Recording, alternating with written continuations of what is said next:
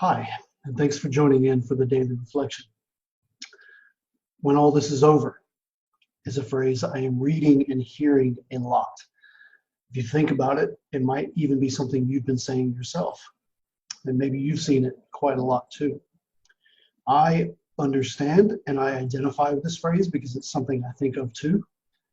When all this is over, I've got plenty of things that I'm going to want to do. I'm going to want to meet with friends. I'm going to want to take my wife and my dog to Porty Beach. I'm going to want to start planning my next holiday abroad. I'm going to go to church rather than meet on my computer screen, etc., etc., etc.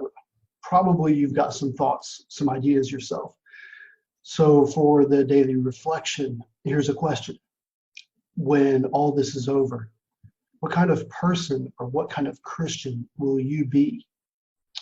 On Sunday, John preached from Jeremiah 18 about the potter and the clay, reminding us that God molds us all the time. He's even molding us now, and I am in no doubt that he will be using this time to make us who he wants us to be.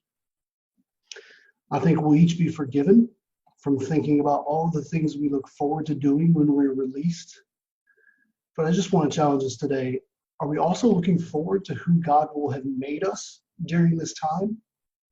Are you cherishing the process as God molds you? No matter how challenging it might be for each of us, we can still hold out hope as to what God might do with these circumstances. And James, the brother of Jesus, says that we should view our time of trouble as pure joy.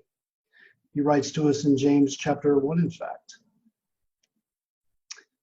It says here, "Consider it pure joy, my brothers and sisters, whenever you face trials of many kinds, because you know that the testing of your faith produces perseverance.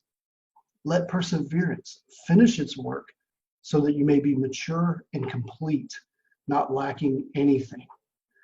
If any of you lacks wisdom, you should ask God, who gives generously to all without finding fault, and it will be given to you." Just to refocus on that first line, consider it pure joy, my brothers and sisters, whenever you face trials of many kinds.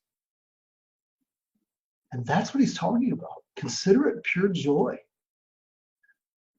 because the testing of your faith produces perseverance, and perseverance results in being mature and complete. So we are told to consider it pure joy.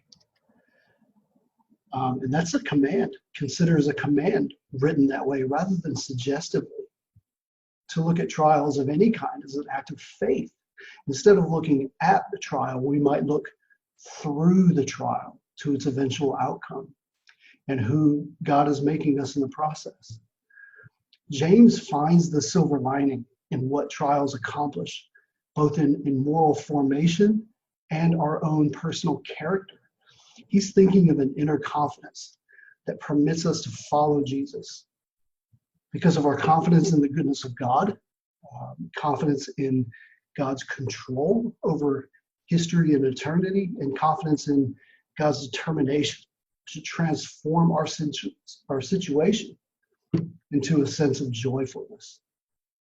I'm not going to put it up on screen, but I just want you to think about Romans chapter 5, and it's the first 5 verses. If you leave this thinking, I still don't know how I'm going to apply this joy to my situation, I encourage you to read Romans 5. Romans 5, the first 5 verses. Part of that says that we boast in the hope of the glory of God. Not only so, but we also glory in our sufferings, because we know that suffering produces perseverance, perseverance, character, and character, hope. And hope does not put us to shame, because God's love has been poured out into our hearts through the Holy Spirit, who has been given to us. Romans chapter 5 and James chapter 1, those two passages are very similar. Two different authors with much the same content and instruction. So it's certainly worth considering. There's hope there because God's love has been poured out into our hearts.